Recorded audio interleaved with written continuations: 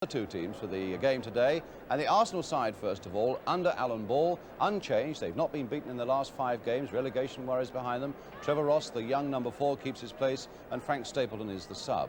Not so simple though for West Ham. Padden, McDowell and Holland are injured.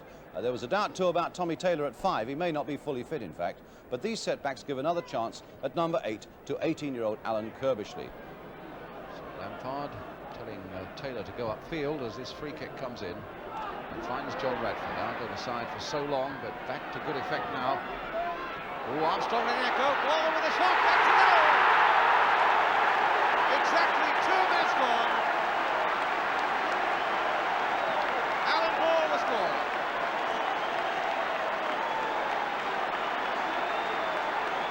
Radford had a hand to be on the far side, and when the ball came floating in, the West Ham defence, best known to themselves, allowed that to go right the way through to Alan Ball, completely unmarked. Past Mervyn Day.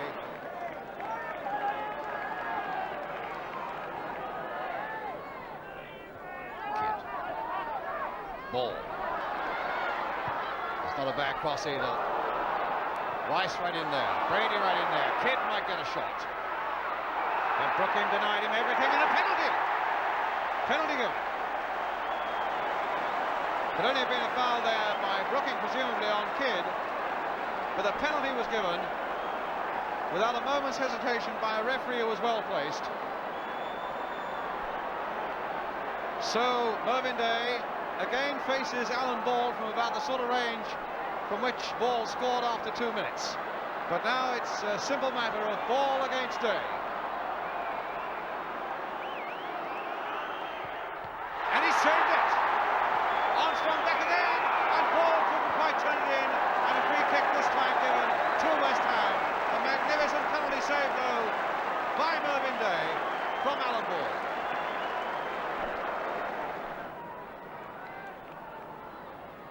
Taylor. Tremendous acceleration, now finding Brooking.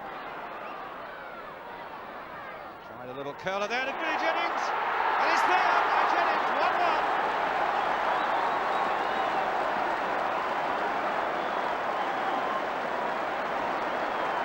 The delight on the West Ham faces, and it all stemmed from a great challenging run by Alan Taylor. The flick to Trevor Brooking, and a lovely curled cross by Trevor Brooking. Billy Jennings was up, and that put it past Jimmy Remmer, and made it 1-1. Brady with it. Long one there. Mancini had come up for it. Now Kidd. And another penalty. Kidd brought down, and Arsenal get another penalty. Ball versus Day, part 2. Now the question going through Alan Ball's mind at the moment must be, shall I put it the same way again? Mervyn Day saying to himself, which way shall I go now? Brian Kidd is coming outside the penalty area. Now, is it going to be 1-1 or is it going to be 2-1 to Arsenal? It's 2-1 to Arsenal. He sent it the other way. Ball sent it the other way. Day guessed correctly that Ball's shot was too short for him into the back of the net.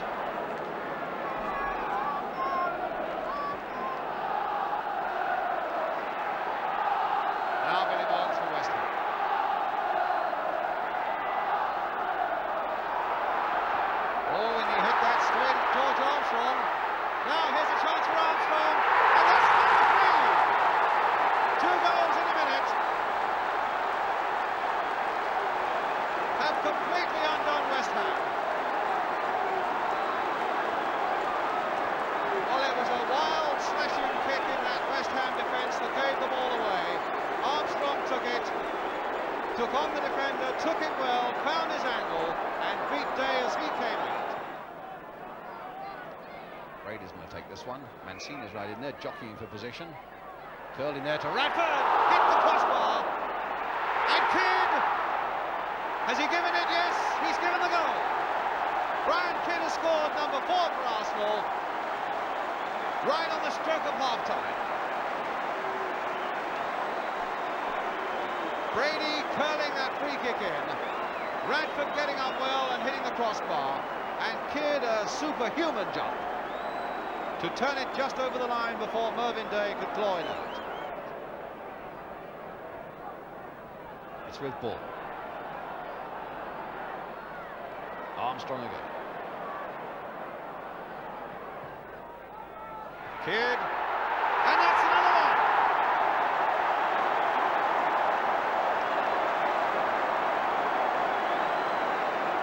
Well, some sloppy defence there again by West Ham. Ball and Armstrong making a good combination down that right touchline after a quickly taken free kick. Kidd making it. Day possibly at fault there. Brooking with it. Chipped in very delicately, but Pat Rice got that away. Oh, what a break that game by Lampard. Turned away superbly by Jimmy Rivers. Doesn't score that many goals, Lampard. He really lashed that one. And Jennings then nodding it down only to have it headed away. What a tremendous shot there by Lampard. Fisted away superbly by Jimmy Rivers. And then when the ball came back in again, it put Arsenal under tremendous pressure once more. Bad one from McGibbon, straight to Ball. Comes now to Stapleton. Radford unmarked on the right-hand side there. Radford, and another very good save indeed by Mervyn Day. A lovely quick break again by Arsenal. And Radford showing tremendous zest and acceleration there. And a really good, powerful shot. Well saved by Mervyn Day. Well, he really has had a good game. Ball, a touch off there for Brady. Through for Ball again. Now this could be the next one. And it is a hat-trick. No, disallowed. Offside and disallowed. And they've already played again. Match in progress. Kidd turning that ball in. But not much doubt about it that he was offside. Ball in first again.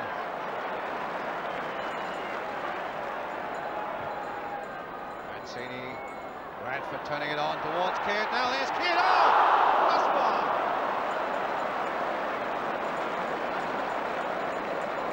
Well, that's twice he's been so close to that hat-trick.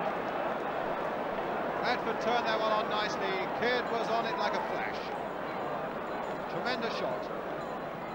Hitting the West Ham crossbar.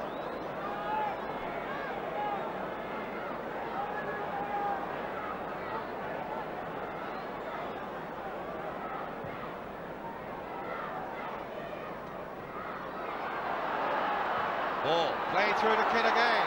Now, will it be the hat-trick this time? It is!